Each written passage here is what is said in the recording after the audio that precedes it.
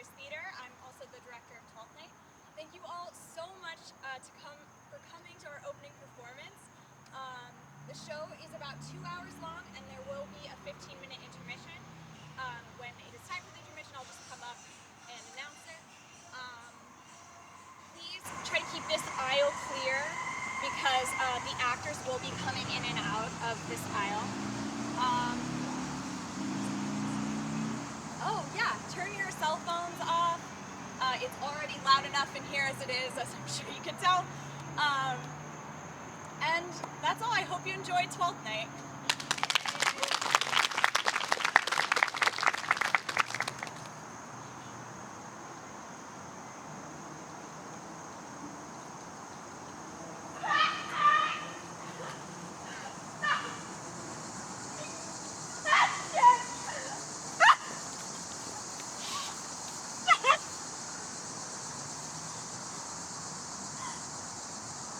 What country, friend, is this? This is Illyria, lady. What should I do in Illyria? My sister, she is in Elysium. Perchance she is not drowned. What think you, Captain? It is perchance that you yourself were saved. Oh, my poor sister. So perchance may she be. Knowst thou this country? Aye, madam, well, for I was bred and born not 3 hours' travel from this very place. Who governs here? A noble duke, in nature as a name. What is the name? Orsino. Orsino. I have heard my father name him. He was a bachelor then. And so is now, or was so very late. For but a month ago I went from hence, and then 'twas fresh in murmur at the time, as you know, what great ones do, the less will prattle of, that he did seek the love of fair Olivia. What is she? A virtuous maid, the daughter of a count who died some 12 months since, leaving her in the protection of his son, her brother, who also shortly died, for whose dear love, they say, she hath abjured the sight and company of men. Oh, that I served this lady and might not be delivered to the world till I had made mine own occasion mellow what my estate is. That were hard to compass, because she will admit no kind of suit. No, not the Duke's. There is a fair behavior in thee, Captain. I prithee, and I'll pay thee bounteously. Conceal me what I am, and be my aid for such disguise as haply shall become the form of my intent. I'll serve this Duke. It may be worth thy pains, for I can sing and speak to him in many sorts of music that will allow me very worth his service. What else will hap to time, I will commit. Only shape thou thy silence to my wit. Be you this boy, and your man I'll be, when my tongue blabs and let mine eyes not see. I thank thee. Lead me on.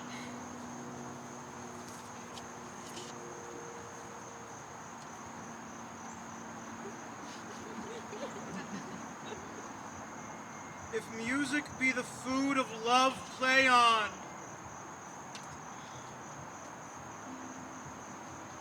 Give me excess of it. So fighting the appetite might sicken, and so die. That strain again. It had a dying fall.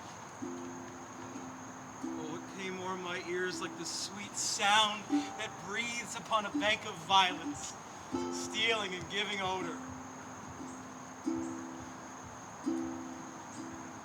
Enough, no more. It's not so sweet now as it was before. Spirit of love, how quick and fresh art thou, that notwithstanding thy capacity receiveth as the sea, not enters there. Of what validity and pitch soe'er, but falls into abatement, and low price even in a minute. So full of shapes is fancy that it alone is high fantastical. Will you go hunt, my lord? What, Curio? The heart. Why, so I do. The noblest that I have. Oh, when mine eyes did see Olivia first, methought she purged the air of pestilence. That instant was I turned into a hart. My desires, like fell and cruel hounds, pursued me ere since. How now? Good news from our... So, Please, my lord, I might not be admitted, but from her handmaid do return this answer. The element itself, till 7 years' heat, shall not behold her face in ample view, but like a cloistress, she will veil and walk and water once a day her chamber round with eye-offending brine. All this to season a brother's dead love, which she would keep fresh and lasting in her sad remembrance. She that hath a heart of such fine frame, to pay this debt of love but to a brother, how will she love when the rich golden shaft hath killed the flock of all affections else that live in her?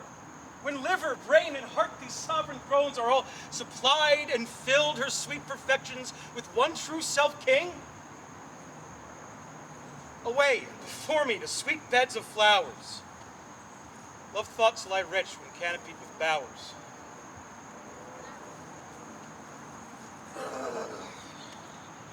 What a plague means my niece to take the death of her brother thus? I'm sure care's an enemy to life. By my troth, Sir Toby, you must come in earlier o' night. Your cousin, my lady, takes great exceptions to your ill hours. Oh, I let her accept before accepted. That quaffing and drinking will undo you. I heard my lady talk of it yesterday, and of a foolish knight that you brought in one night to be her wooer. Who? Sir Andrew Aguchi? Aye, he. He's as tall a man as any's in Illyria. What's that to the purpose? Oh, why, he has 3,000 ducats a year. I will have but a year in all these ducats. He's a very fool and a prodigal. Castellano Volgo. For here comes Sir Andrew Aguface. Sir Toby Bell! Down now, Sir Toby Bell! Sweet Sir Andrew. Bless you, fair shrew. You too, sir. Accost, Sir Andrew, accost. What's that? My niece's chambermaid. Good mistress, accost. I desire better acquaintance. My name is Mary, sir. Good mistress, Mary accost. You mistake, knight. Accost is front her, board her, woo her, sail her. By my troth, I would not undertake her in this company. Is that the meaning of accost? Fare you well, gentlemen. And now let part so, Sir Andrew, thou mightst never draw sword again. And you part so, mistress, I might never draw sword again. Fair lady, do you think you have fools at hand? Sir, I have not you by the hand. Marry, and you shall have. Here's my hand. But what's your jest? A dry jest, sir. Are you full of them? Aye, I have them at my fingers' ends. Mary, now I let go your hand. I am barren. Oh, knight, thou lackest the copper canary. When did I see thee so put down? Never in your life, I think. Think. I'll home tomorrow, Sir Toby. Oh, pourquoi, my dear knight? What is pourquoi? Do or not do? Faith, I'll home tomorrow, Sir Toby. Your niece will not be seen, and if she be, it's 4 to 1, it's none of me. The Count himself here hard by woos her. She'll have none of the count. She'll not match above her degree, neither in estate, years, nor wit. Now, I have heard her swearing. Tut, there's life in it, man.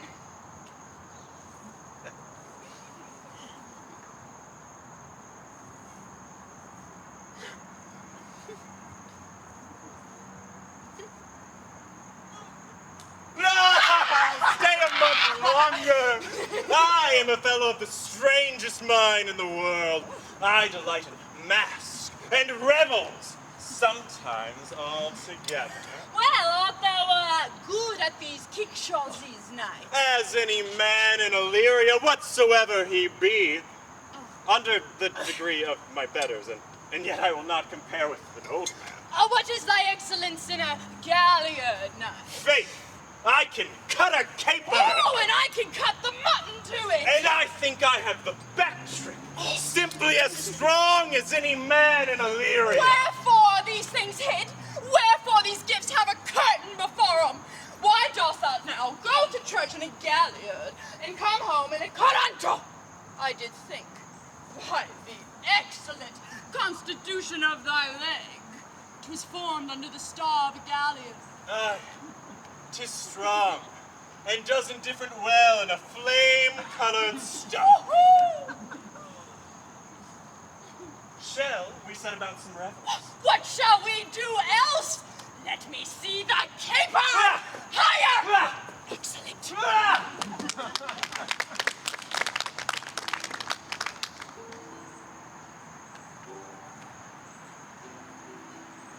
If the Duke continues these favors towards you, Cesario, you are like to be much advanced.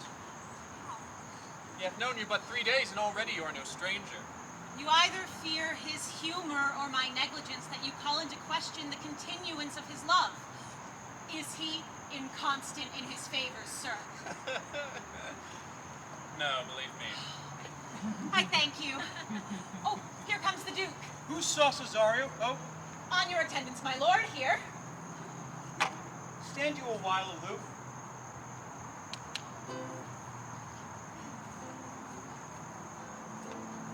Cesario, thou knowest no less but all.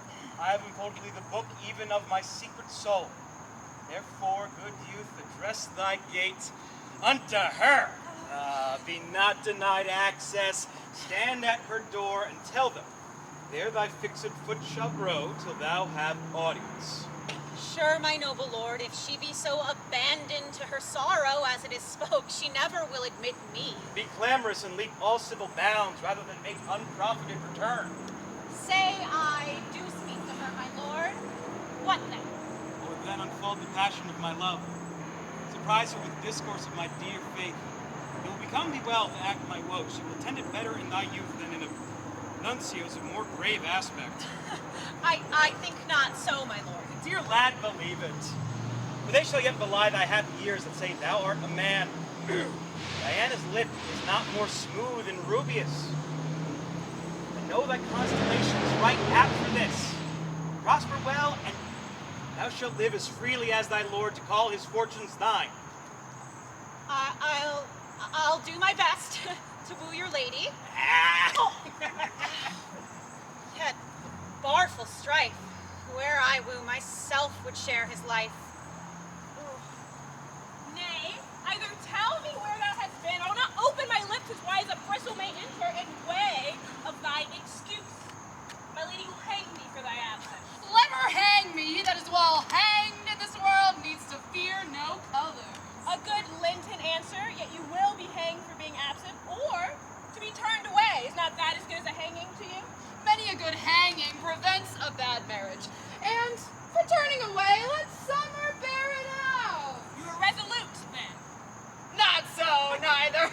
But I am resolved on 2 points. That if one breaks, the other will hold, or if both breaks, your dastard's fall. Apt, in good faith, very apt. Well, go thy way. If Sir Toby would leave drinking, thou wert as witty a piece of Eve's flesh as any in Illyria. Peace, you rogue, no more of that. Here comes my lady. Make your excuse wisely, you were best. Wit, and to be thy will, put me into good fooling. Those fools that think they have thee do very oft prove fools. And I, that am sure I lack thee, may pass for a wise man. For what says Quinalpatus? Better a witty fool than a foolish wit. But God bless thee, lady. Take the fool away. Did you not hear, fellow? Take away the lady. Go to, you're a dry fool. I'll know more of you. Besides, you grow dishonest. 2 faults, Madonna, that drink and good counsel will amend. For, give the dry fool drink, then is the fool not dry. Bid the dishonest man mend himself. If he mend, he is no longer dishonest. The lady bade take away the fool. Therefore, I say again, take her away. Sir, I bade them take away you. Misprisoned in the highest degree, good Madonna, give me leave to prove you a fool. Can you do it? Dexterously, good Madonna. Make your proof. Good, Madonna. Why mournest thou?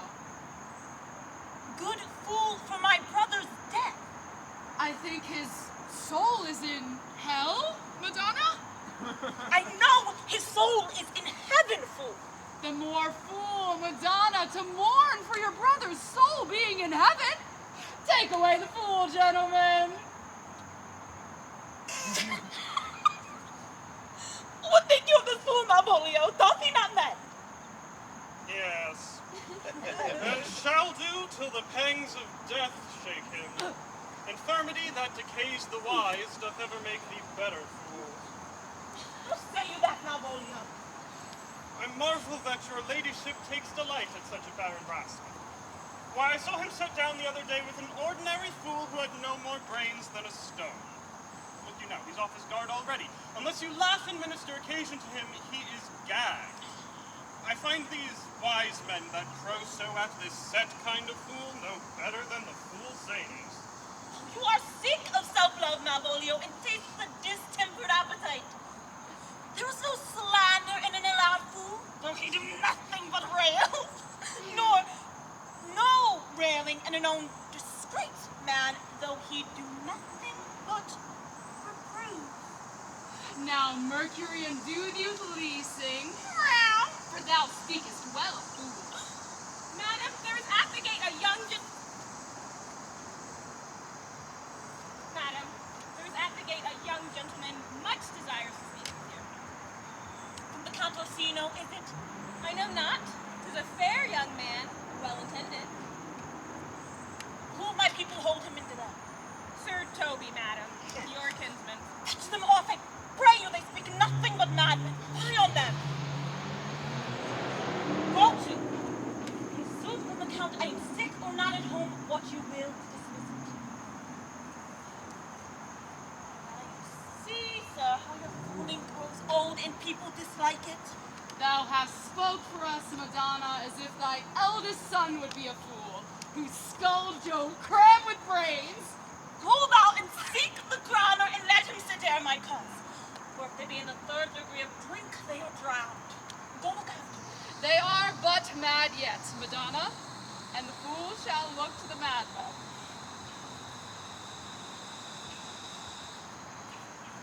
Madam, yon young fellow swears he will speak with you. I told him you were sick. He takes it on him to understand as much, and therefore comes to speak with you. I told him you were asleep. He seems to have some foreknowledge of that as well, and therefore comes to speak with you. What is to be said to him, madam? He is fortified against any denial. Tell him he shall not speak with me. Has been told so. He says he'll stand at your door like a sheriff's post and be supporter to a bench, but he will speak with you. What kind of man is he? Why, of mankind. What manner of man? Very ill manner. He will speak with you whether you will or no. What personage in years? Not yet old enough for a man, nor young enough for a boy. He's very well favored and speaks very shrewishly. You'd think his mother's milk were scarce out of him. Let him approach. Call him my gentlewoman. Gentlewoman, my lady calls. Fetch me my veil, come throw it ere my face. We will once more hear Orsino's embassy.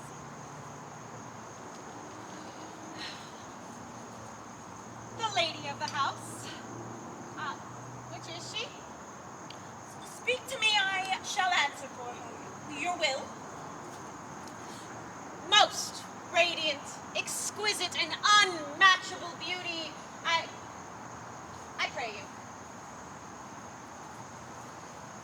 Tell me if this be the lady of the house, for I never saw her. I would be loath to cast away my speech, for besides that it is excellently well penned, I have taken great pains to con it.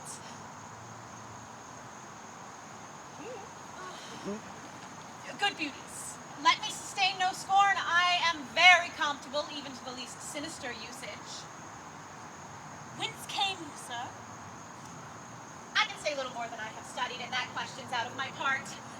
Give me some modest assurance, if you be the lady of the house, that I may proceed with my speech. Are you a comedian? Oh no, my profound heart, and yet by the very fangs of malice I swear I am not that I play. Are you the lady of the house? If I do not usurp myself, I am. Sure, if you be she, you do usurp yourself. For what is yours to bestow is not yours to reserve. But this is from my commission. I will on with my speech in your praise and then show you the heart of my message. Come to what is important in it. I forgive you the praise. Alas, I took great pains to study it, and is poetical. It is the more like to be feigned. I pray you, keep it in. I heard you were saucy at my gates and allowed your approach rather to wonder at you than to hear you. If you be not mad, be gone. If you have reason, be brief. 'Tis not the time of moon with me to make one in so skipping a dialogue. Will you hoist sail, sir? Here lies your way. No, good Swabber, I am to hull here a little longer. Some mollification for your giant, sweet lady. Tell me your mind. I am a messenger. You must have some hideous matter to deliver when the courtesy of it is so pitiful. It alone, Speak your office. It alone concerns your ear. I bring no overture of war, no taxation of homage. I hold the olive in my hand. My words are as full of peace as matter. Yet you began so rudely. What are you? What would you? The rudeness that hath appeared in me I have learned from my entertainment. What I am and what I would are as secret as maidenhead. To your ears, divinity. To all others, profanation. Give us the place alone. Let us hear this divinity. Now, sir, your text. Sweet lady, Most comfortable doctrine, and much may be said of it. Where lies your text? in Orsino's bosom. In his bosom. In what chapter of his bosom? To answer by the method, in the first of his heart. I have read it. It is heresy. Have you no more to say? Good madam, let me see your face. Have you any commission from your lord to negotiate with my face? You are now out of your text, but we will draw you the curtain and show you the picture. Look you, sir, such a one I was at present. Is it not well done? 'Tis beauty truly blent, whose amber glow nature's own sweet and cunning hand laid on. Lady, you are the cruelest she alive if you will lead these graces to the grave and leave the world no copy. Oh, sir, I will not be so hard-hearted. I will make divers schedules of my beauty. It shall be inventoried, and every particle and utensil labeled according to my will. As item, 2 lips in different bronze. Item, 2 eyes with lids on them. 1 neck, 1 chin, and so forth. Will you sit hither to praise me? I see what you are. You are too proud. But if you were the devil, you are fair. My lord and master loves you. Oh, such a love could be recompensed though you were crowned the nonpareil of beauty. How does he love me? With adorations, fertile tears, with groans that thunder love, with sighs of fire. Your lord does know my mind. I cannot love him. Yet I suppose him virtuous, know him noble, of fresh, unstained youth, and in voices well divulged, free, learned, and valiant. And in the dimensions, in the shape of nature, a gracious person. Yet I cannot love him. He might have took his answer long ago. If I did love you in my master's flame with such a suffering, such a deadly life, in your denial I would find no sense. I would not understand it.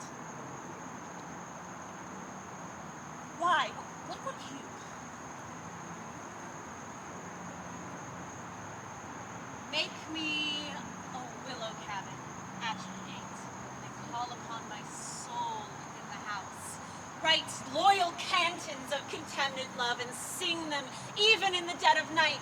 Halloo your name to the reverberant hills and make the babbling gossip of the air cry out. Oh, Olivia. Oh, you should not rest between the elements of earth and air, but you should pity me. You may do much. What is your parentage? Above my fortunes, yet my state as well, and I am a gentleman. Get you to your lord. I cannot love him. Let him sin no more. Very well. I thank you for your pains. Spend this morning. I am no feed post lady. Keep your purse. My master, not myself, lacks recompense. Farewell, fair cruelty.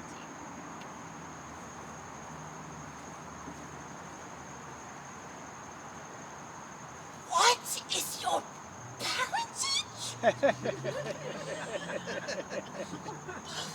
My fortunes, yet my state is well. I am a gentleman. I'll be sworn thou art.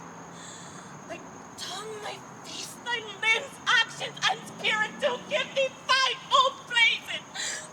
Not so fast, soft. Master worthy man. How now, even so quickly may one catch the plague? You think I feel this youth's affection with an invisible, subtle stealth creeping at mine eye? So let it be. What ho, Malvolio? Here, madam, at your service. Run after that same peevish messenger, the county's man. He left this ring behind him. Desire him not to flatter with his lord, nor hold him up with hopes I am not for him. But that the youth shall come this way tomorrow, I shall give him reasons for it. Madam, I will. Do I know not what in fear to find mine eye too great a flatterer for my mind? Fate show thy force ourselves we do not owe. It is decreed must be, and be this so. Sir, I have on a moderate pace arrived, but hither. She returns this ring to you, sir.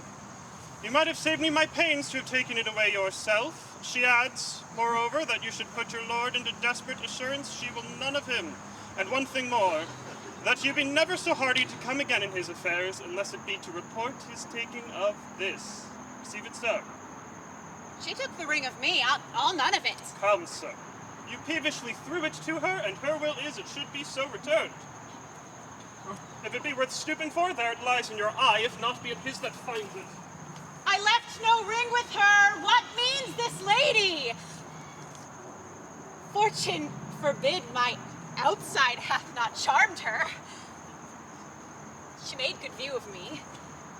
Indeed, so much that sure methought her eyes had lost her tongue, for she did speak in starts distractedly. She loves me, sure.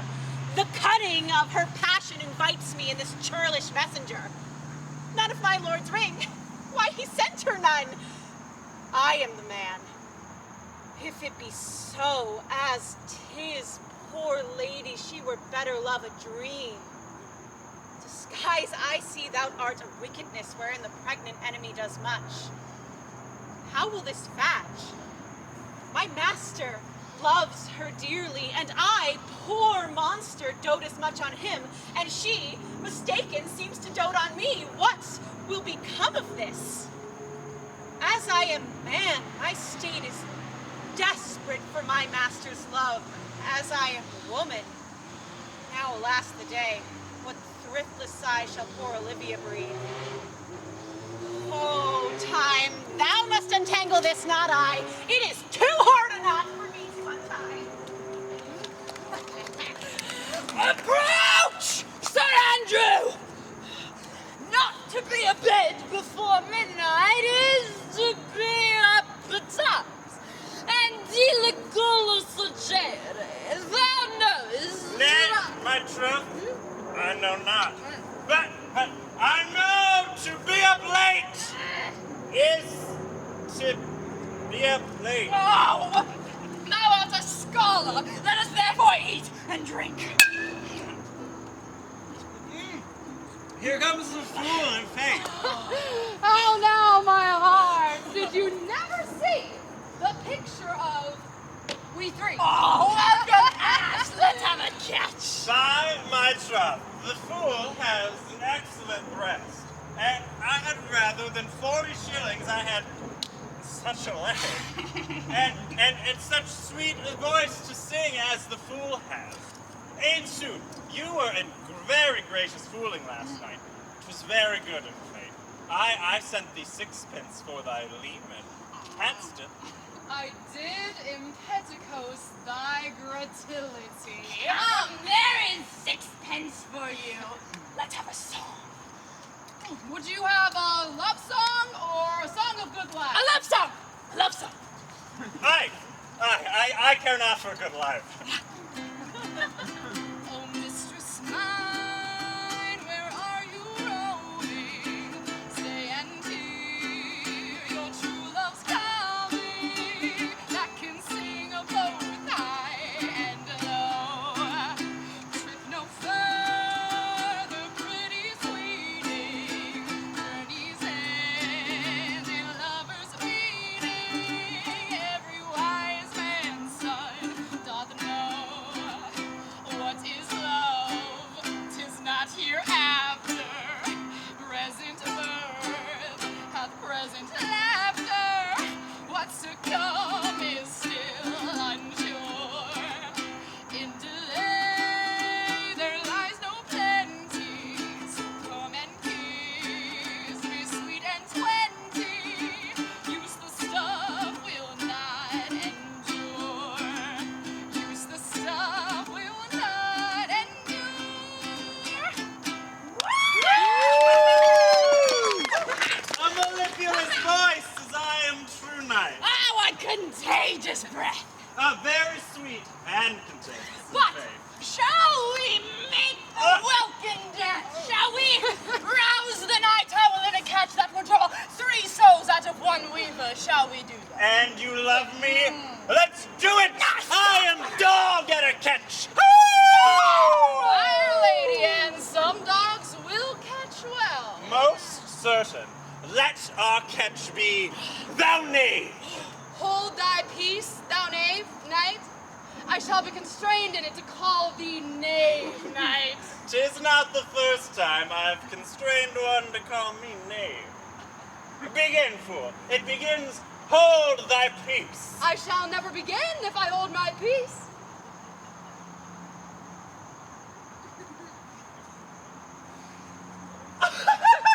Yes! Good, come begin. Hold thy peace, thou knave, thou Hold knave, thou thy knave. peace, thou knave, Hold thy thou peace. knave. Hold thy peace, thou knave, thou knave. Hold thy peace, Hold thy peace. hold thy Hold peace, thou knave, thou knave, thou knave. Thou knave, thou knave. Hold What thy peace. do you keep here? If my lady had not called up her steward Malvolio and bid him turn you out of doors, never trust me. Oh, there dwelt a man in Babylon, lady. Beshrew me, the knight's an admirable fooling. It is well enough if he be so disposed, and so do I too.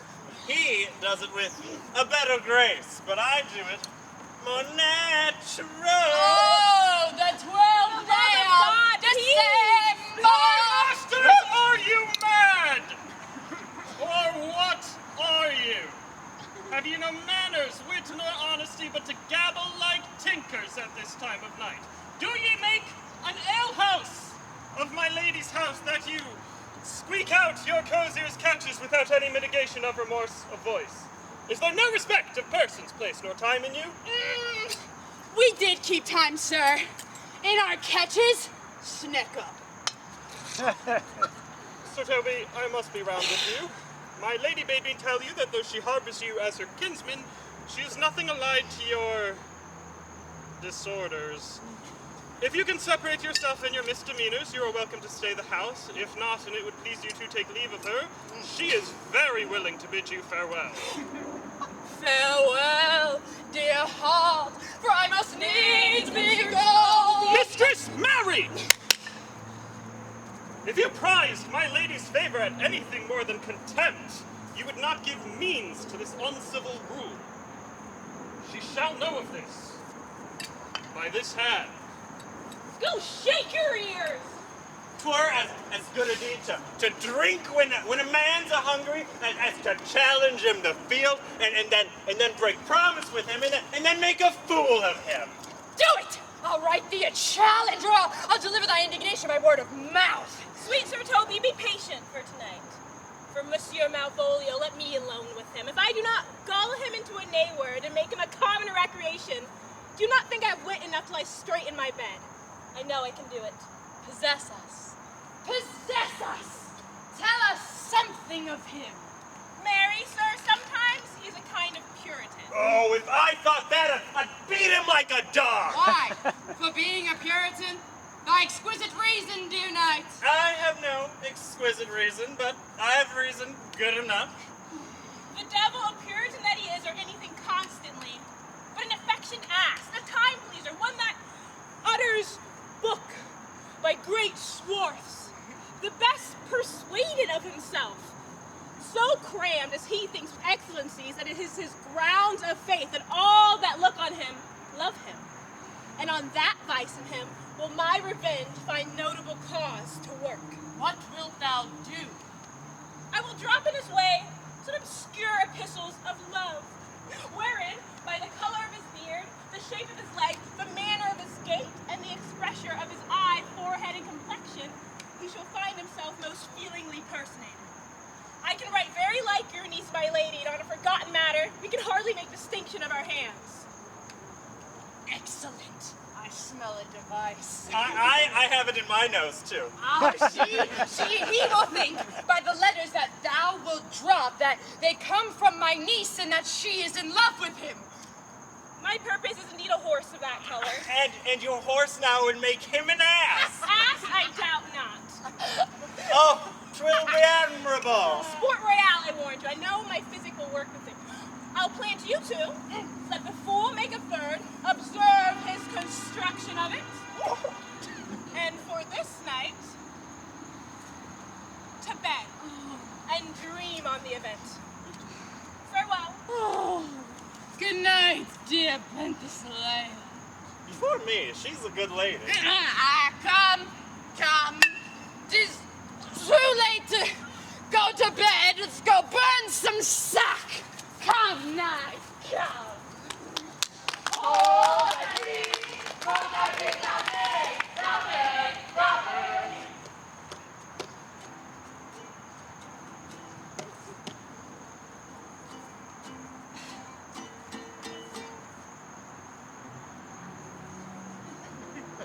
Cesario. But that piece of song, that old and antique song we had last night, I thought it could relieve my passion much more than light airs and recollected terms of these most brisk and giddy-paced times. Come, but one verse. He is not here, so please your lordship, that should sing it. Play the tune the while. Come hither, boy. If ever thou shalt love, the sweet pangs of it remember me. Such as I am, all true lovers are. Unstaid and skittish in all motions else, save in the constant image of that creature that is beloved. How dost thou like this tune? Gives a very echo to the sea where love is throned. Thou dost speak masterfully. My life upon it, young though thou art, thine eye hath stayed upon some creature that it loves. Hast it not, boy? A little, by thy favor, What kind of woman is it? of your complexion. She is not worth thee, then. What years in faith? About your years, my lord. Too old, by heaven. Come, fellow, the song we had last night. Are you ready, sir? Aye, prithee, sing.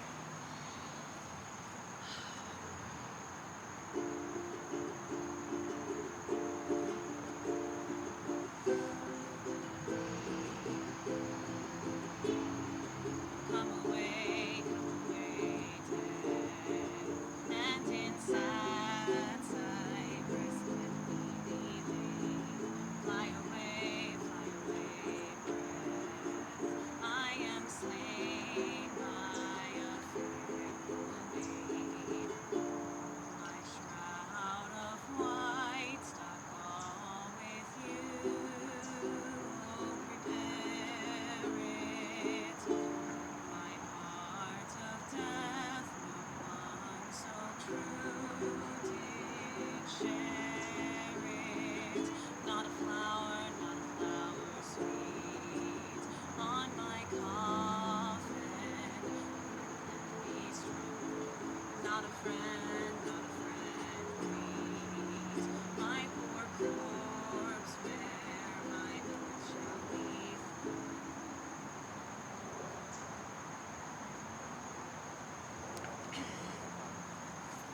Here's for thy pains.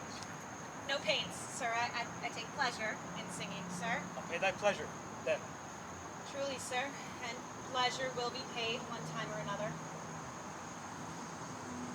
Once more, Cesario, get thee to yon same sovereign cruelty. Tell her my love, more noble than the world, prices not quantity of dirty lands. The parts that fortune hath bestowed upon her, tell her I hold as giddily as fortune. It is that miracle and queen of gems that nature pranks her in, attracts my soul. But if she cannot love you, sir. I cannot be so answered. Sooth, but you must. Say that some youth, as perhaps there is, hath for your love a great of pang of heart as you have for Olivia. You cannot love her, you tell her so, must she not then be answered? There is no woman's sides can bide the beating of so strong a passion as love doth give my heart. No woman's heart's so big to hold so much, they lack retention. Alas, their love may be called appetite. No motion of the liver but the palate. They suffer, so fight, cloyment, and revolt, but mine is as all hungry as the sea, and can digest as much. Make no compare between the love a woman may owe me, and that I owe Olivia. Aye, but I know! What dost thou know? Too well what love women to men may owe. In faith, they are as true of heart as we. My father had a child loved a man, as it might be, perhaps, were I a woman, I should your lordship. And what's her history? A blank, my lord. She never told her love, but let concealment, like a worm in the bud, feed on their damask cheek. They pined in thought, and with a green and yellow melancholy, they sat like patients on a monument, smiling at grief. Was not this love indeed? We men may say more, swear more, but indeed our shows are more than will, for still we prove much in our vows, but little in our love. But died thy sister of her love, my boy? I am all the daughters of my father's house, and all the brothers too, and yet I know not.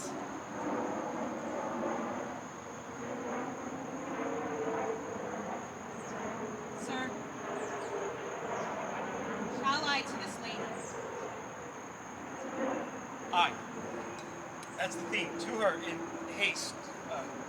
Give her this jewel.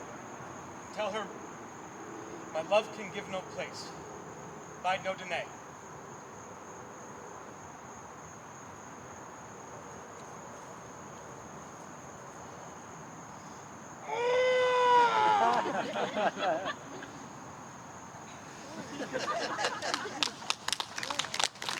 Come, Sir Andrew! To anger him, we'll have the bear again, and we will fool him black and blue, shall we not, Sir Andrew? And we do not. It is pity on our lives. Oh, here comes the little villain. Ye both into the box stream. Abolio's coming down this walk. He's been yonder in the sun practicing behavior to his own shadow this half hour. Observe him for the love of mockery, for I know this letter will make a contemplative idiot of him. Close. In the name of jesting, lie thou there. For here comes the trout that must be caught, the tickling. 'Tis but fortune. All is fortune.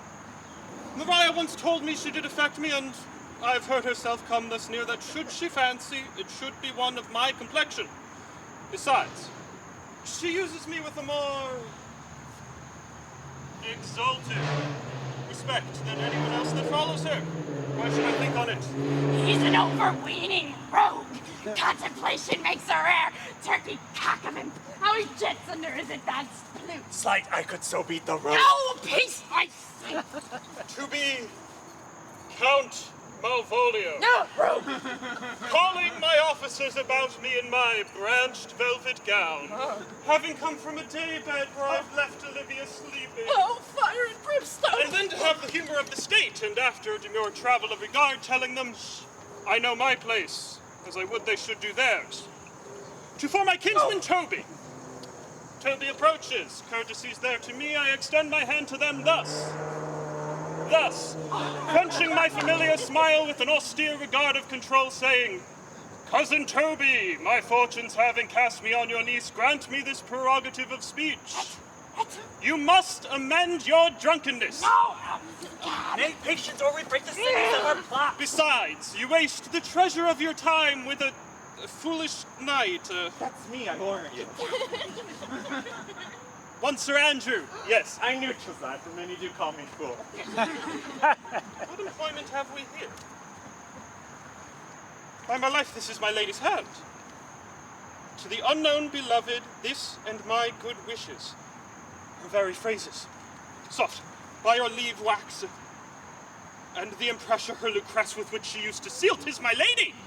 To whom should this be? Oh, this wins him liver and all. Jove knows I love but who? Lips do not move, no man must know. Oh, if this could be thee, Malvolio.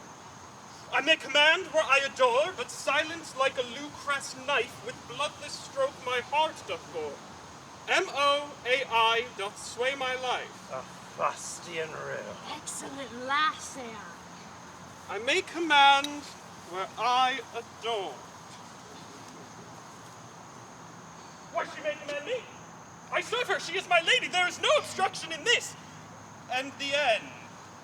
What should that alphabetical physician portend? Oh, if I can make that resemble something in me, something. M-O-A-I. Oh, I make up that we are now to consent.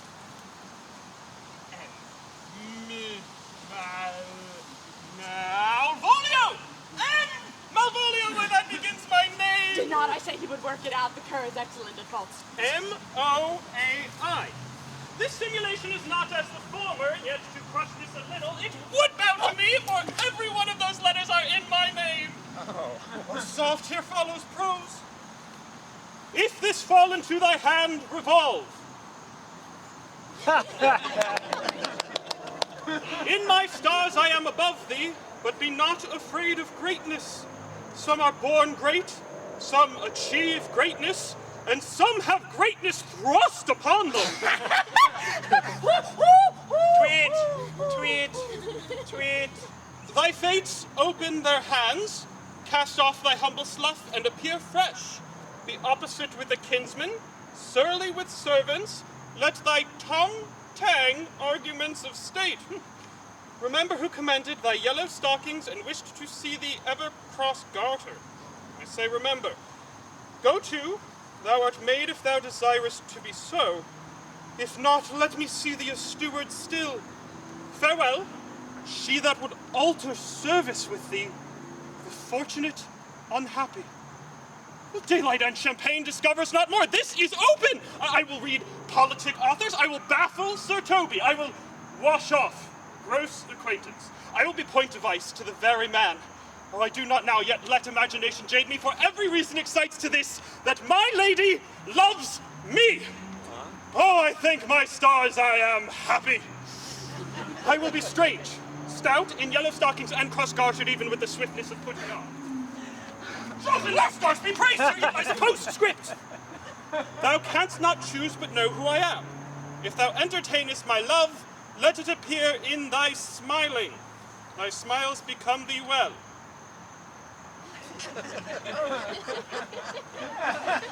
Therefore, in my presence, still smile, dear my sweet, I prithee.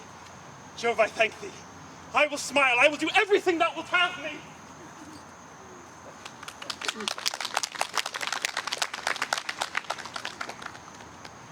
I could marry this lass for this device. So could I too. And ask no other dowry with her, but such another jest. Nor I neither.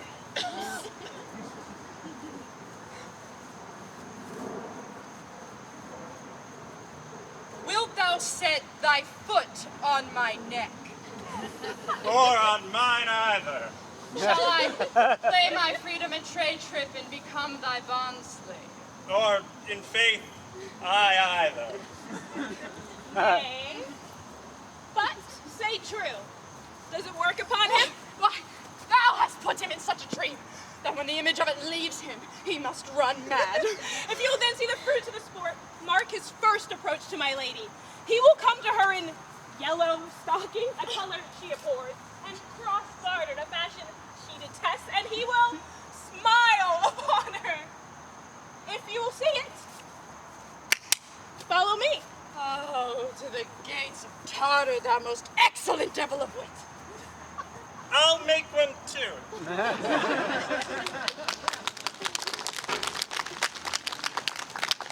So we'll now take a 15-minute intermission. Feel free to get up, stretch your legs. The bathroom is that way, and if you just go slightly around the house. If everyone could take their seats, we're going to start Act 2. Thank you again so much for coming. I really hope you're enjoying it. And without further ado, Act 2 of Twelfth Night.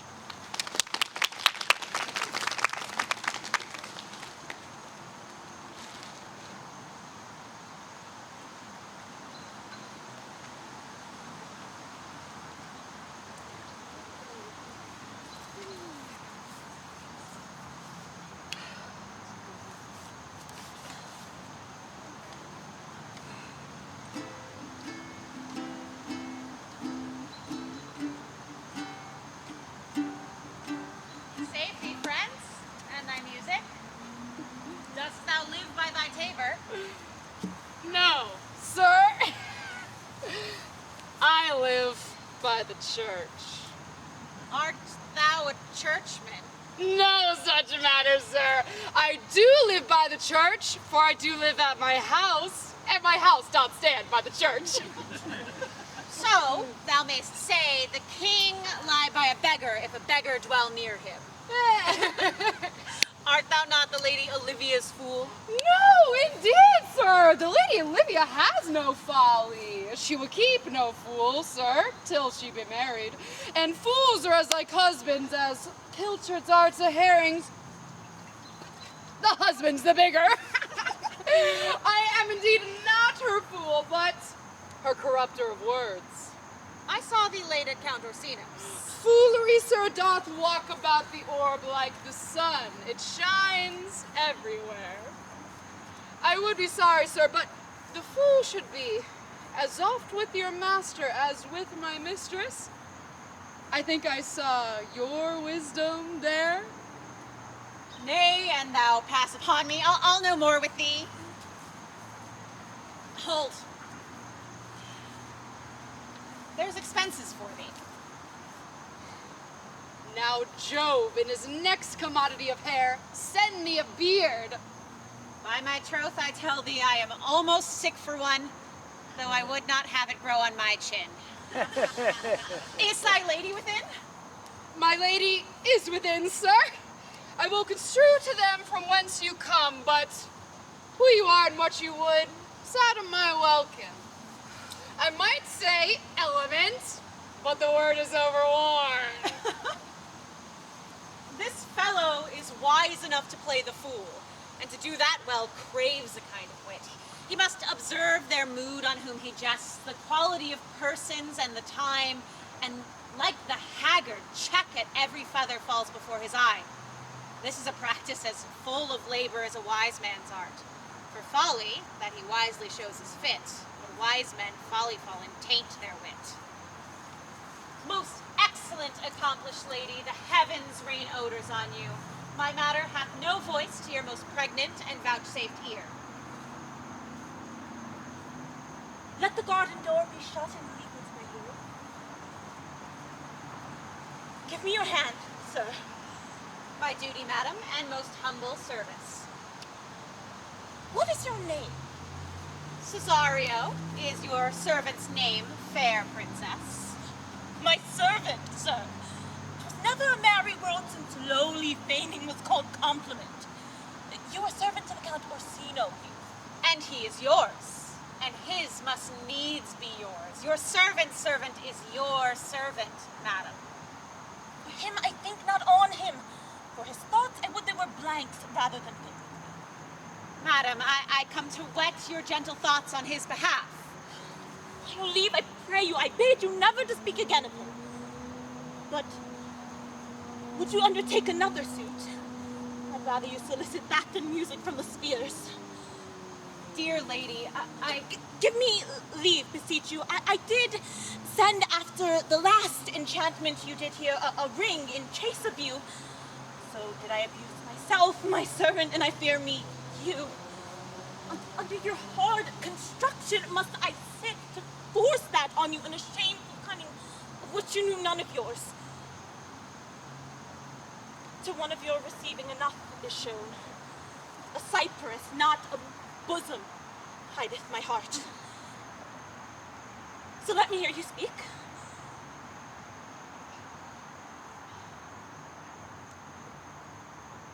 I pity you.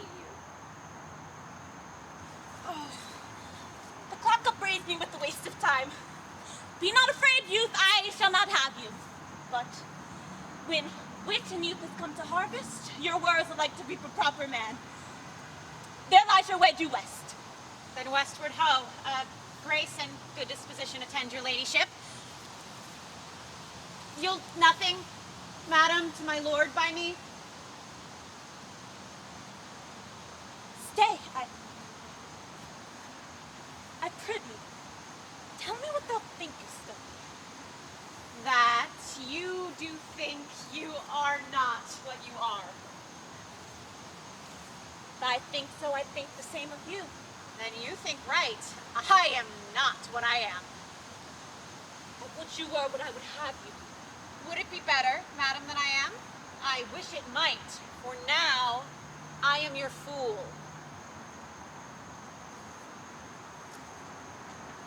Sorry, by the roses of the spring, my maidenhood, honor, truth, and everything. I love thee, but maugre all thy pride. No wit nor reason can my passion hide.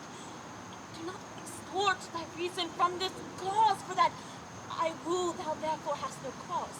But rather reason thus with reason better. Love sought is good, but given unsought is better.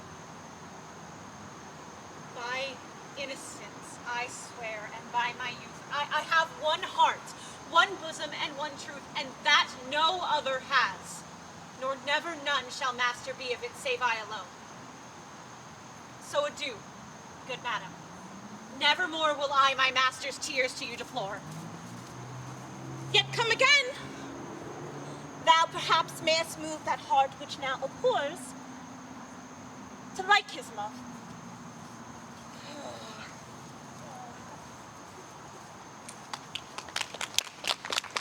No, Faith, I'll not stay a jot longer. Oh, thy reason, dear Venom! Give thy reason! Mary, I saw your niece do more favors to the Count's serving man than ever she bestowed upon me.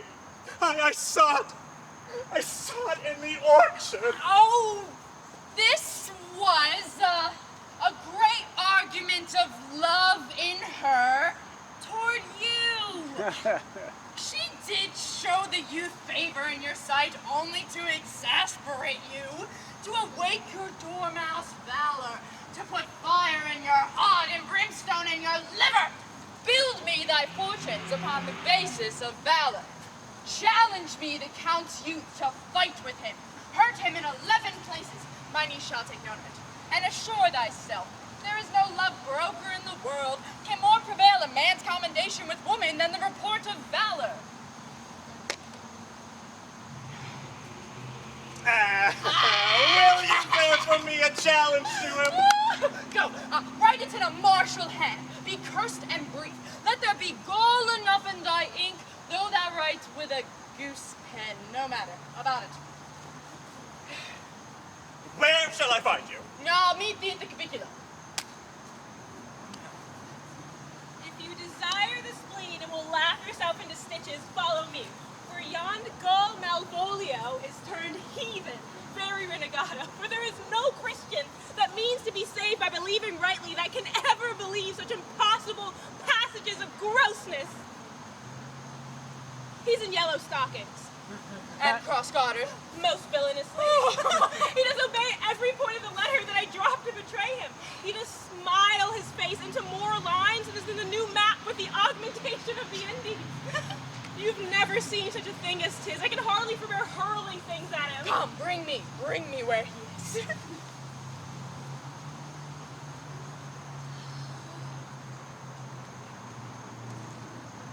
I would not by my will have troubled you, but since you make your pleasure from your pain, I will no further chide you. I could not stay behind you. My desire, more sharp than filed steel, did spur me forth, and not all love to see you, though as much as might have drawn one to a longer voyage, but jealousy, what might befall your travels, being skillless in these parts, which, to a stranger unguided and unfriended, often prove rough and unhospitable. My willing love, the rather by these arguments of fear set forth in your pursuit.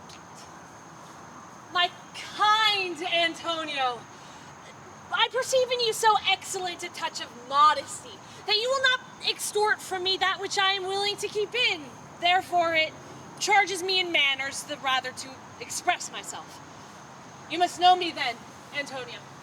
I am Sebastian of Messalene. My father left behind him myself and a sister, both born in an hour. If the heavens had been pleased, would we had so parted. Alas the But day. you, sir, altered that for some hour before you took me from the breach of the sea. Was my sister drowned, and she's drowned, sir, with salt water, though I seem to drown her remembrance again with more. Pardon me your bad entertainment. Oh, good Antonio! What other answer can I make but thanks and ever? Oft good turns are shuffled off with such uncurrent pay, but where my worth is my conscience firm, you should find better dealing. What's to do? Shall we see the relics of this town? Would you pardon me? I do not without danger walk these streets. Once in a sea fight against the Count, his galleys, I did some service of such note indeed that were I ta'en here, it could scarce be answered. Do not then walk too open. It doth nothing. Hold, sir. Here's my purse. In the south suburbs, at the Elephant is best to lodge. I will bespeak our diet, whilst you beguile the time and feed your knowledge with viewing of the town. There shall you have me. Why I your purse? Haply your eye might light upon some toy you have desire to purchase, and your stores, I think, are not for idle markets, friend. I'll meet you at the Elephant and leave you for an hour. To the Elephant. I do remember. I've been after him, he says he'll come. How shall I feast him? What bestow him for you is more of thought than begged or borrowed. I speak too loud. Where's Malvolio? He's sad and sibilant as well for certain of my fortunes. Where's Malvolio? He's coming, madam, but in very strange manner. He's your possessed, madam? Why, what's the matter? Does he rave? No, madam. He does nothing but smile. For sure, your ladyship were best to have some guard about you if he come.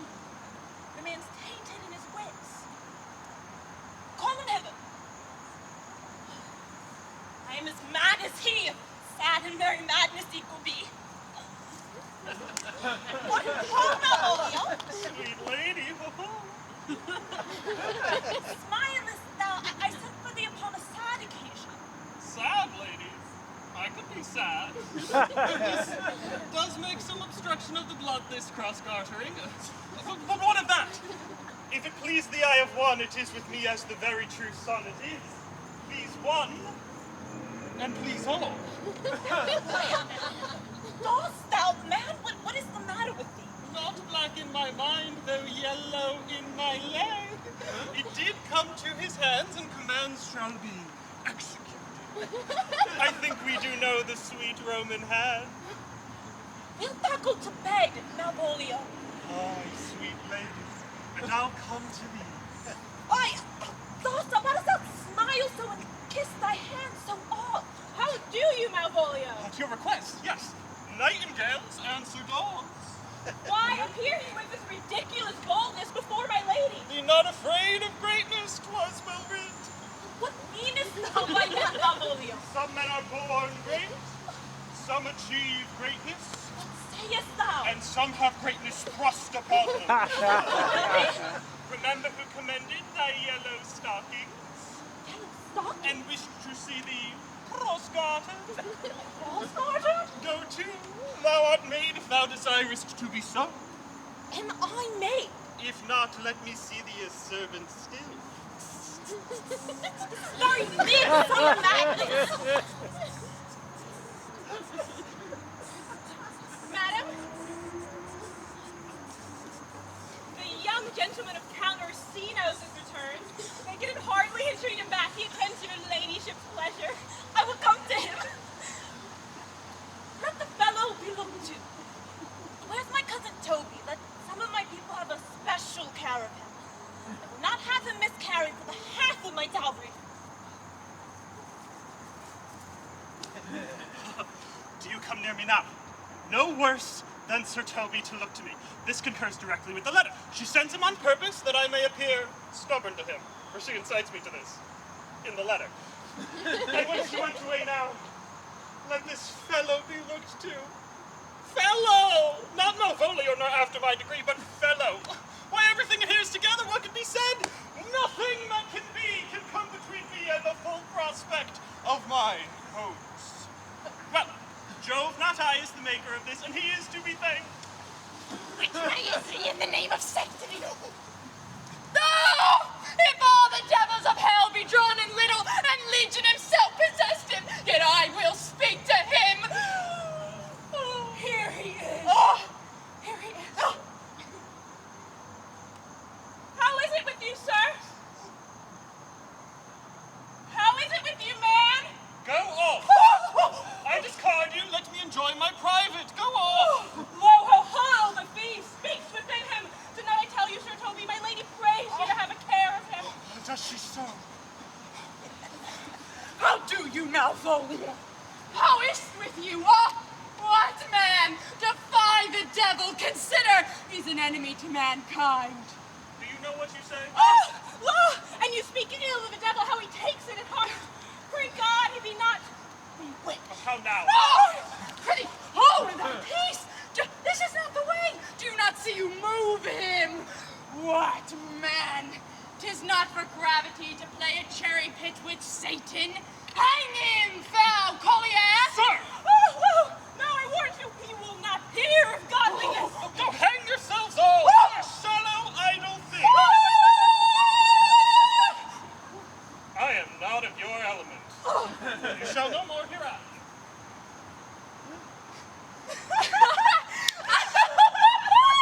Oh, is it possible? If I saw this played upon a stage now, I could condemn it as an improbable fiction. This very genius hath taken infection of the device. May pursue malice and device, take air and hate. We shall make him mad indeed. The house will be the quieter.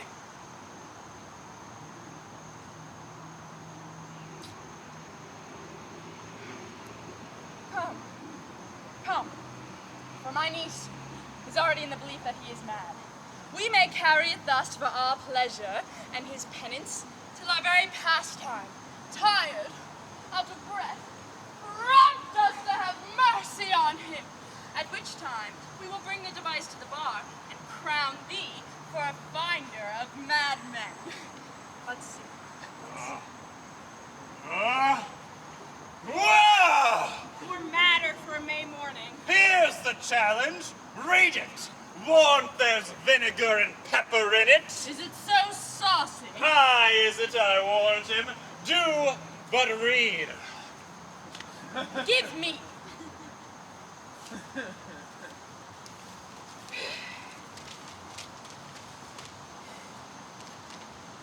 Youth, whatsoever thou art but a scurvy fellow. Good. Valiant. Wonder not, nor admire not in thy mind why I do call on thee so, for I will show thee no reason for it. Good note that keeps you from the blow of the law. Thou comest to the lady Olivia, and in my sight she uses thee kindly, but thou liest in thy throat. That is not the matter I challenge thee for. I will waylay thee going home, where if it be thy chance to kill me, Good. thou killest me like a rogue and a villain. And Phil, you keep on the windy side of the law. Good. Fare thee well, and God have mercy upon one of our souls. He may have mercy upon mine, but my hope is better, and so look to thyself. Thou friend, as thou usest him, and thy sworn enemy, Andrew Aguecheek. If this letter move him not, his legs cannot. I'll give it to him. You may have some fit occasion for it. He is now in some commerce with my lady and will by and by depart. Go, Sir Andrew. Scout him from me at the corner of the orchard like a bum belly. So soever as thou seest him, draw! And as thou drawest, swear horrible. For it comes to pass oft that a terrible oath, paired with a swaggering accent sharply twanged off, gives manhood more approbation than ever proof itself would have earned him. No way. Nay, let me alone for swearing.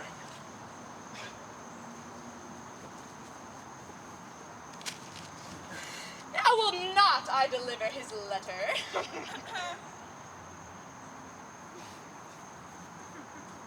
But I will deliver his challenge by word of mouth. Set upon Aguecheek a notable report of valor, and drive the gentleman, as I know his youth will aptly receive it, into a most hideous opinion of rage, skill, fury, and impetuosity. This will so fright them both, they will kill one another by the look, like cockatrices. Here comes my lady. Let's give them way till he take leave, and presently after him. I'll meditate the while upon so hard message for a challenge. Youth, I beseech you, come again tomorrow. What shall you ask of me that I'll deny, that honor saved may upon asking give? Nothing but this, your true love for my master.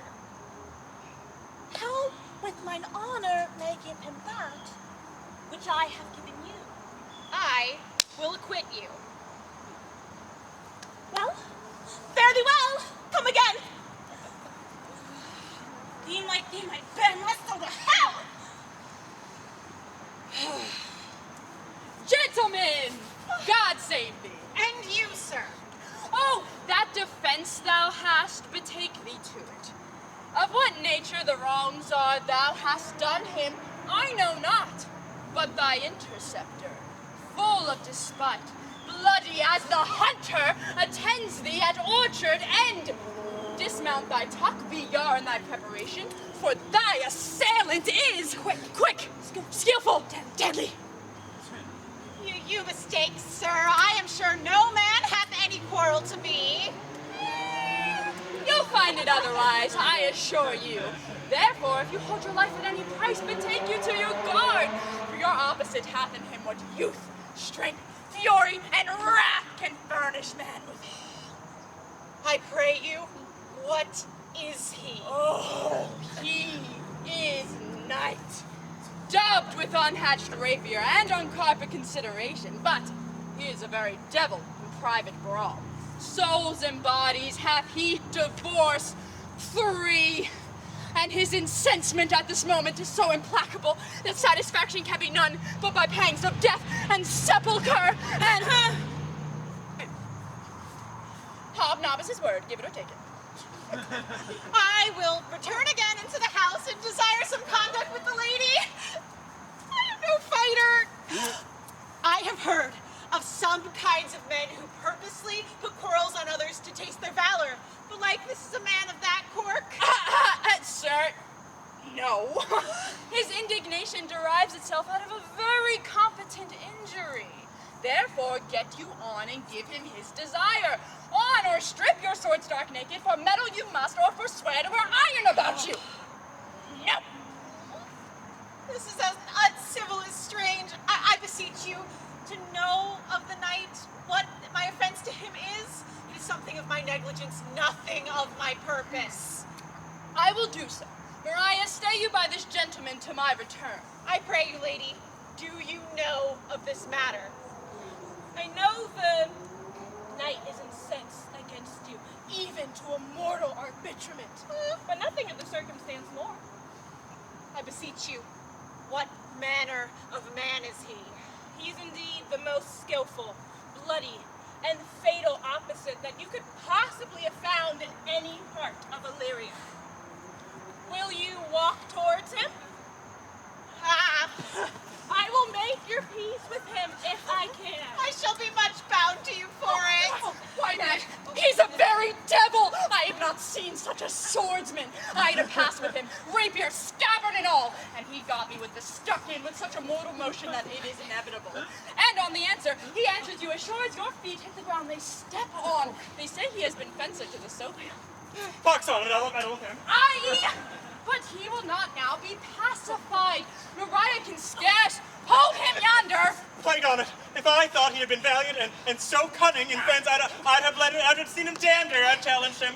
Let the matter slip in, and I'll give him my horse, Great Capulet. I will make the motion on it. Stand here and make a good show. It shall end without the perdition of souls. Mary, I'll ride your horse as well as I ride you. I have his horse to take up the quarrel. I've convinced him the youth's a devil. He is horribly conceited of him. And he pants and looks pale as if a bear were after him. Come, sir, there is no remedy. He will fight you for honor's sake. Pray God defend me. Give him ground if you see him furious. Come, Sir Andrew. There is no remedy. The gentleman will, for his oath's sake, fight you. But he has promised me, since he is a gentleman and a soldier, he will not hurt you. Oh, pray God he keep his oath. I assure you, 'tis against my will.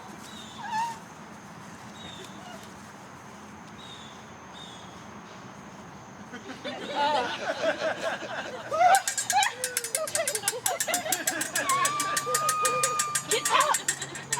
Up!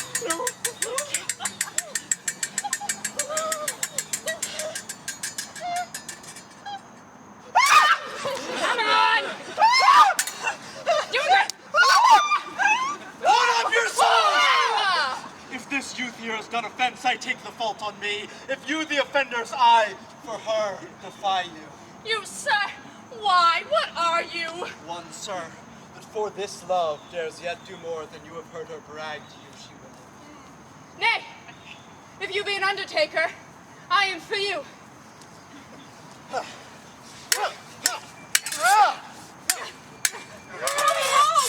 Here come the officers! I'll be with you anon. Ah! Pray, sir, put your sword up if you please. This is the man. Do thy office. Antonio. I do arrest thee at the suit of Duke Orsino. You do mistake me, sir. No, sir, no job. I know your favor well. No, now you've got no sea cap on your head. Take him away. He knows I know him well. I must obey. This comes with seeking you. There's no remedy. I must answer. But what will you do now? My necessity makes me to ask you for my purse. It grieves me much more what I cannot do for you than what befalls myself. You stand amazed, but be of comfort. Come, sir, away. I must entreat you some of that money. What money, sir? Because of the kindness you showed me here, and part being prompted by your present trouble, out of my clean and low ability, I'll lend you something. I'll make division of my present with you. Hold! There's half my coffer. Will you deny me now? Is it possible my deserts to you can lack persuasion? I know of none, nor know I you by voice or any feature. Heavens themselves. Come, sir, I pray you, go. Let me speak a little. This youth that you see here, I snatched one half out of the jaws of death. But oh, how vile and idle proves this god. Thou hast, Sebastian, done good features shame. In nature there's no blemish but the mind. None can be called deformed but the unkind. Virtue is beauty, but the beauteous evil are but empty trunks o'erflourished by the devil. Yep, this man yet grows mad. Take him away, sir. Come. Lead me on. Methinks his words do from such passions fly that he believes himself. So do not I. Prove true imagination. Oh, prove true that I, dear sister, be now taken for you. He named Sebastian. I, my sister, know, yet living in my glass. Even such and so in favor was my sister, for so she went in this fashion, color, ornament, for her I imitate. Oh, if it proved tempests are kind and salt waves fresh in love. A very dishonest poultry boy, and more coward than a hare. His dishonesty appears in his leaving his friend here, and necessity in denying him. And for his cowardship, ask Mariah. Slater, I'll after him again and beat him. Do it, but cuff him soundly. Never draw thy sword. And I do not.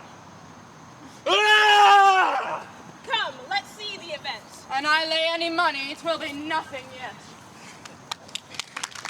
Will you make me believe that I am not fit for you? Go to, that sort of foolish fellow. Get thee away from me. Well, hold out of faith. No, I do not know you, nor am I not sent to you by my lady to bid you come speak with her, nor is your name not Master Cesario, nor this is not my nose, neither. Nothing that is so is so. I prithee, vent thy folly somewhere else. Thou knowest not me. Vent my folly. You have heard that word of some great man, and now applies it to a fool. I prithee now, ungird thy strangeness, and tell me what I shall vent to my lady. Shall I vent to her that thou art coming? I prithee, foolish man, depart from me. There's money for thee. If you tarry longer, I will give you worse payment. By my troth, thou hast an open hand. These wise youths that give fools money get themselves a good report. After 14 years' purchase. Here, sir, now we meet again. There's for you.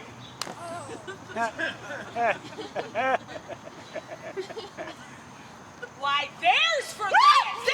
There are all the people mad! Come! Do not draw your sword, sir! Oh, this will I tell my lady straight. I would not be in some of your coats for 2 pence. Come on, sir, hold! Nay, leave him alone. I'll go another way to work with him. I'll have a charge of battery against him if there be any law in Illyria. Though I struck him first. Yet it's no matter for that. Let go thy hand! I will not let go! You are full flesh, young soldier! Put off your iron! I will be free of thee! What wouldst thou now? If thou darest tempt me further, draw thy sword. What? Ha! Nay. Nay. Yeah. Then I must have an ounce or two of this malapert blood from you. Get to it. Toby! On my life I charge thee, hold!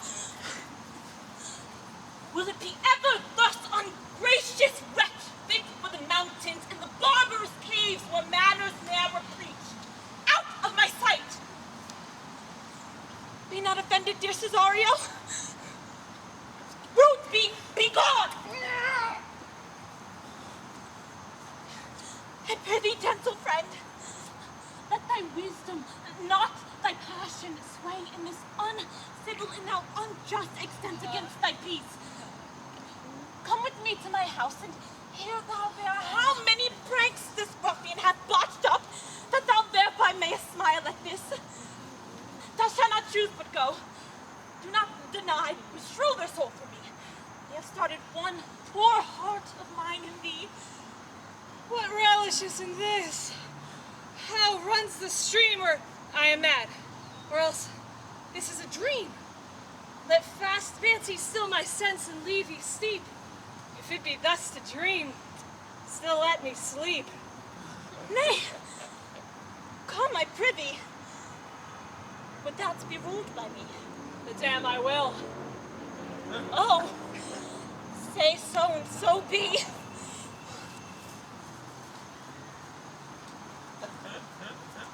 Come, Malvolio, wait here. I'll go get my niece.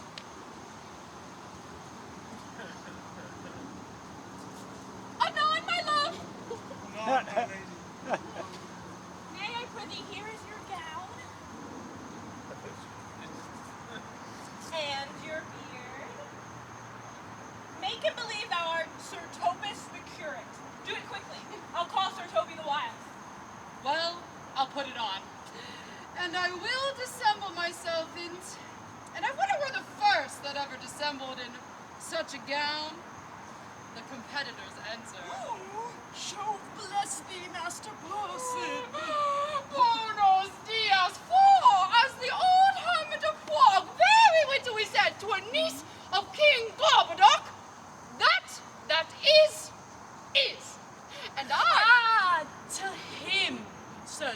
service.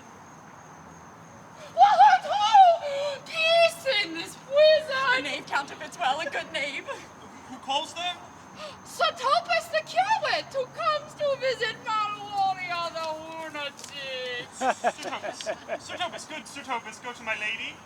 Out, hyperbolical fiend! How vexest thou this man? Talkest thou nothing but of ladies? Well said, Master Parsons! Sir Topus, never has a man been so abused. Good Sir Topus, do not think I am mad. They have laid me here in this hideous darkness. Fie, thou dishonest Satan! I call thee by the most gentle terms, for I am one of those modest ones that will treat even the devil himself with courtesy. Sayest thou this house is dark? That's hell, Sir Topus. Oh, madman, thou errest. I say there is no darkness, but ignorance. This house is as dark as ignorance, though ignorance were as dark as hell. And never has a man been so abused. I am no more mad than you are. Make trial of it in any constant question. Oh, what is the opinion of Pythagoras concerning wild fowl? That the soul of our grandam might haply inhabit a bird. What thinkest thou of his opinion? I think nobly of the soul and in no way approve of his opinion. Fare thee well, woman, thou still in darkness. Thou shalt hold the opinion of Pythagoras, ere I will allow of thy wits. Fare thee well. Sir Topus! Sir Topus! My most exquisite Sir Topus. Nay, I am for all waters. Thou might have done this without thy gown and beard. He sees thee not.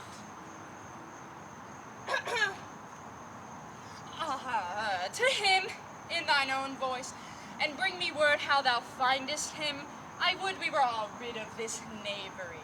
If he could be conveniently delivered, I would he were. For now I am now so far fenced with mine east, I can no longer continue this sport with any safety to the upshot. Come by and by to my chamber. Hey, Robin, jolly Robin, tell me how thy lady dies. Fool! My lady is unkind, Purdy. Fool! Alas, why is she so? Fool, I say! Master Malvolio! Aye, good fool, though. Alas, sir, how fast you beside your 5 wits. Fool, never has a man been so notoriously abused. I'm as well in my wits, fool, as thou art. Oh, but as well. Then you are mad indeed, if you be no better in your wits than a fool. They have here propertied me. Oh, keep me in darkness and ministers to me, asses, and do all they can to face me out of my wits. Advise you what you say. The minister is here. Malvolio, thy wits the heavens restore. Endeavor thyself to swim, and leave thy vain bibble babble. Sir Topus, Sir Topus. Maintain no words with him. Who? I, sir? Not I, sir. God be with you, good Sir Topus. Maui, amen, sir. I will. Fool, I say. Alas, sir, I am sent for speaking to you. But tell me true, are you mad indeed, or do you but counterfeit? Believe me, I am not, I tell thee true. Knave! I'll ne'er believe a madman till I see his brains. I am gone, sir, and anon, sir. I'll be with you again in a trice. Like a mad lad, pare thy nails, dad. Adieu, good man devil.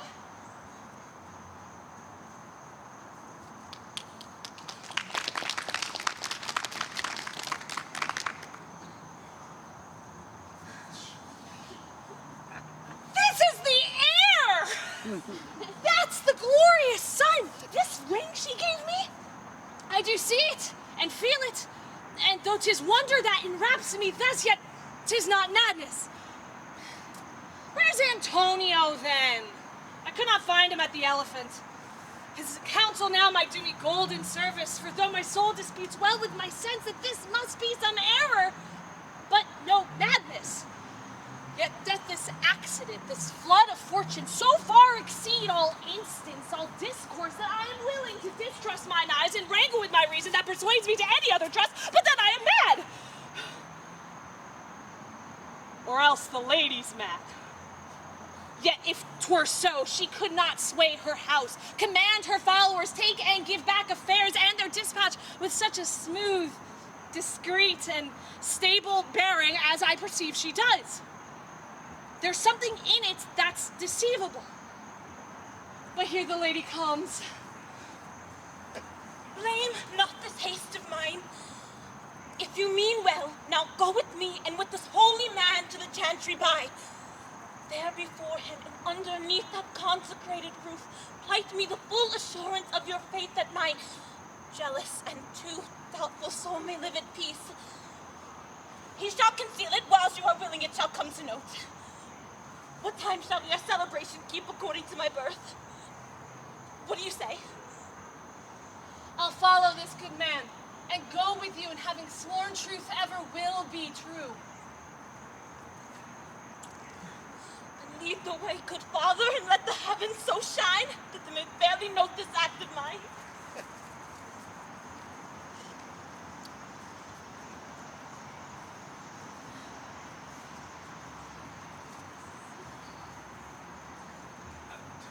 How dost thou? Belong you to the Lady Olivia? Aye, sir, I am one of her trappings. I know thee well. How dost thou, my good fellow? Truly, sir, the better for my foes and the worse for my friends. Just the contrary, the better for thy friends. No, sir, the worse. How can that be? Marry, they praise me and to make an ass of me. Now my foes tell me plainly I am an ass. So that by my foes, sir, I profit in the knowledge of myself, and by my friends I am abused. So that, conclusions to be as kisses, the better for my foes and the worse for my friends. Why, this is excellent. By my troth, sir, no. Though it please you to be one of my friends. You will not be worse for me. Here's gold. But that it would be double dealing, sir, I would you could make it another. You give me ill counsel. You can fool no more money out of me at this throw. But if you will let your lady know I'm here to speak with her and bring her along with you, it may awake my bounty further. Marry, lullaby to your bounty till I come again. Let your bounty take a nap. I will awake it anon. Oh, here comes the man, sir, who did rescue me. That face of his I do know well. And when I saw it last, it was besmeared as black as Vulcan in the smoke of war. A bobbling vessel was he captain of, for shallow draught and bulk unprizable, with which such scatful grapple did he make the most noble bottom of our fleet. That very envy and tongue of loss cried fame and honor on him. What's the matter? He did me kindness, sir, drew on my side, but in conclusion put strange speech upon me. I know not what 'twas but distraction. Notable pirate, thou saltwater thief! What foolish boldness has brought thee to their mercies, whom thou in terms so bloody and so dear hast made thine enemies? Orsino, noble sir, be pleased I shake off these names you give me. Antonio never yet was thief or pirate, but on base and ground enough I confess Orsino's enemy. A witchcraft drew me hither. That most ingrateful youth there by your side from the rude seas enraged and foamy mouth did I redeem. For her sake did I expose myself, pure for her love into the dangers of this adverse town. Drew to defend her when she was beset, where being apprehended, her false cunning, not meaning to partake with me in danger, taught her to face me out of her acquaintance. It grew a 20-year removed thing when one would blink. Denied me mine own purse, which I had recommended to her use not half an hour before. How can this be? When came she to this town? Today, my lord. And for 3 months before, no interim, not a minute's vacancy, both day and night did we keep company. Here comes the Countess, now heaven walks on earth, but for thee, fellow. Oh, fellow, thy words are madness. For 3 months this man hath tended upon me, but More of that anon. Take him away. What would my lord but that he may not have, wherein Olivia may seem serviceable? Cesario, you do not keep promise with me. Madam? Gracious Olivia. What do you say, Cesario, good my lord? My lord would speak. My duty hushes me. If it be to the old tune, it is as fat and fulsome to mine ear as howling after music. Still so cruel? Still so constant, lord. What, to perverseness? You uncivil lady, to whose stony and unauspicious altars my soul, the faithfulest offerings, hath breathed out that ere devotion tendered. What shall I do? Even what it please my lord, that shall become him. Why should I not, had I the heart to do it, like the discovered thief at point of death, kill what I love? A savage jealousy that sometimes savors nobly, but hear me this. Since you to non-regardance cast my faith, and that I partly know the instrument which screws me from my true place in your favor, live you the marble-breasted tyrant still. For this, your minion, whom I know you love, and whom I swear, by heaven, I tender dearly. Him will I tear out of that cruel eye where he sits crowned in his master's spite. And I, most jocund, apt, and willing to do you rest, 1,000 deaths would die. Where goes Cesario? After him I love. More than I love these eyes, more than my life, more than all mores, than e'er I shall love wife. If I do feign, you witnesses above, punish my life for tainting of my love. I'm me detested, how I am beguiled. Who does beguile you? Who does do you wrong? Hast thou forgot thyself? Is it so long? Call forth the Holy Father. Come, away. Whither, my lord? Cesario, husband, stay! Husband! I, husband. Can he that deny? Her husband, sir. No, my lord, not I. Alas, it is the baseness of thy fear that makes thee strangle thy propriety. Fear not, Cesario, take thy fortunes up, be that thou knowest thou art, then thou art as great as thou fearest. O thou dissembling cub, what wilt thou be when time hath sown a grizzle on thy case? Or will not else thy craft so quickly grow that thine own trip shall be thine overthrow? Farewell, and take her, but direct thy feet henceforth where thou and I may never meet. My lord, I do protest. Hold, little faithful, thou hast too much fear. For the love of God, call a surgeon presently to Sir Toby. What's the matter? He has broke my head across and given Sir Toby a bloody coxcomb too. For the love of God, your help. I had rather than 40 pound I were at home. Who has done this, Sir Andrew? The Count's gentleman, one Cesario. We took him for a coward, but he's the very devil incarnate. My gentleman Cesario? Ah, lifelings, here he is. You broke my head for nothing. And that I did. I was set on to do it by Sir Toby. Why do you speak to me? I never hurt you. You drew on me without cause, but I spoke you fair and hurt you not. If a bloody coxcomb be a hurt, then you have hurt me. I think you set nothing on a bloody coxcomb. Oh, how now, gentle friend? How is it with you? That's all one has hurt me, and there's the end on it. Away with you! Who hath made this havoc with thee? I'll help you, Sir Toby, as we'll be dressed together. Oh, will you help? An asshead and a coxcomb and a knave, a thin-faced knave. Go. Take him to bed and let his hurt be looked to. I am sorry, madame, I have hurt your kinsman. But had he been the brother of my blood, I must have done no less with wit and safety. You throw a strange regard upon me, and by that I do perceive it hath offended you. Oh, pardon me, sweet one, even for the vows we made each other but so late ago. One face, one voice, one habit, and two persons. A natural perspective this is and is not. Antonio! Oh, my dear Antonio! How many hours have racked and tortured me since I have lost thee? Sebastian, are you? Fearest thou that, Antonio? How have you made duplication of yourself? Most wonderful! Do I stand there?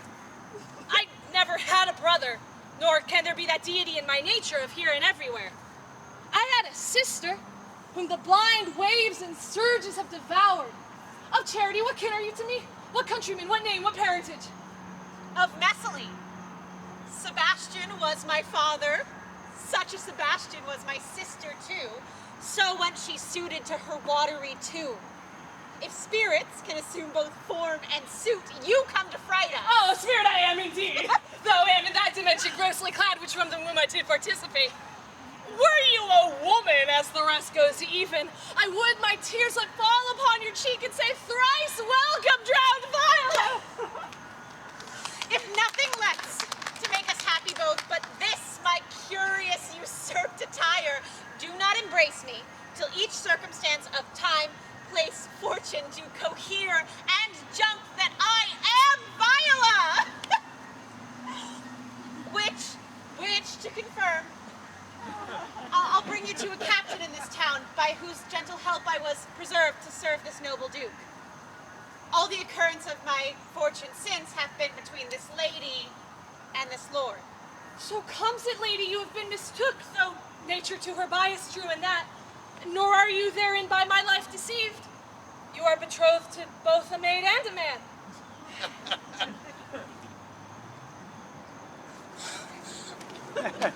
Be not amazed. Right noble is her blood. If this be so, as yet the glass seems true, I shall have share in this most happy wreck. Boy, thou hast said to me 1,000 times, thou never shouldst love any like to me. And all those sayings will I overswear. Those swearings keep us true in soul, as doth the orbed continent the fire that severs day from night. Give me your hand. Your master quits you. And for your service done him so far beneath your high and noble breeding, and for calling him master for so long, here's my hand. From this time you shall be your master's mistress. No. Your master's master. No. Your master's equal.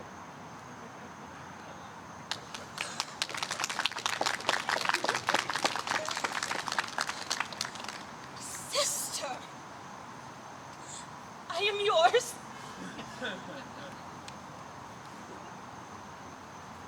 My lord? So please you, these things being further thought on, to think me as well a sister as a wife. One day shall crown the alliance on it, so please you here, at my house, at my proper cost. Madam, I am most apt to embrace your offer.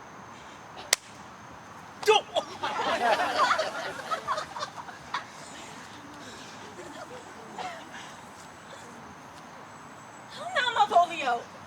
Madam, you have done me wrong. Notorious wrong. Have I, Malvolio? No. Lady, you have. Pray you, peruse that letter. Write from it, if you can, in hand or phrase, or say 'tis not your seal, nor your invention. You can say none of this. Well, grant it then, and tell me in the modesty of honor why you did give to me such clear lights of favor, made me come smiling and cross-gartered to you, to put on yellow stockings, and to frown upon Sir Toby and the lighter people, and acting this in an obedient hope, why you did suffer me to be imprisoned, kept in a dark house, visited by the priest, and made the most notorious geck and gull that e'er invention played on. Tell me why. Alas, Malvolio, this is not my writing. Though I confess, much like the character, but without question 'tis Mariah's hand. And now to bethink me, it was she that first told me thou was mad. I prithee be content. This practice hath so shrewdly passed upon me. But when we know the grounds and the authors of it, thou shalt be both the plaintiff and the judge of thine own cause. Good madam, hear me speak. And let no quarrel nor no brawl to come taint the condition of this present hour, which I have wondered at. And in hope it shall not. Most freely I confess. Sir Andrew, myself, and Toby set this device against Malvolio here upon some stubborn and uncourteous parts we had conceived against him. Maria writ the letter at our great importance, in recompense whereof I have married her. How with a sportful malice it was carried may rather pluck on laughter than revenge. If the justices be weighed that have on both sides passed, Alas, poor fool, how they have baffled thee. why, some are born great, some achieve greatness, and some have greatness thrust upon them. I was a one in this interlude, a one certopus, sir, but that's all one. By the Lord, fool, I am not mad! But do you remember? And thus the whirligig of time brings in her revenges. I'll be revenged on the whole pack of you. He hath been most notoriously abused. When he is cooled, entreat him to a peace. You have not told us yet of the captain. When that is known in the golden time convents, a solemn combination shall be made of our dear souls. Meantime, sweet sister, we will not part from hence. Come, Cesario, so you shall be until I am yours. But when in any habits you are seen, Orsino's Viola and his passions dream.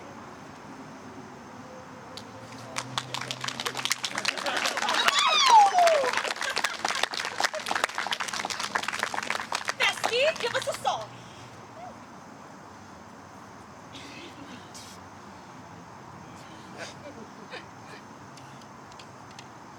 When that I was a little tiny boy with a hey-ho, the wind and the rain, a foolish thing was but a toy, for the rain it raineth every day. When that I came to man's estate with a hey-ho, the wind and the rain, its knaves and thieves men shut their gates, for the rain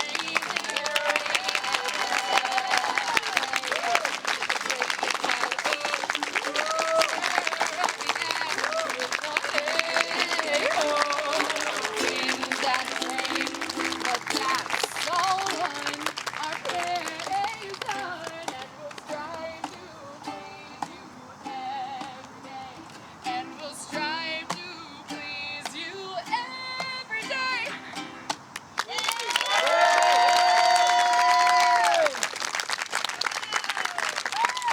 Thank you all so much for coming. We're Indecorous Theater. If you liked the show and you liked what you saw, consider donating to our GoFundMe to help us pay our incredible actors and buy props and costumes and set pieces and afford rehearsal and performance space. There's a QR code at the box office at the front that'll get you to the GoFundMe, and it's also on the last page of the program. Yeah, I hope you enjoyed the show.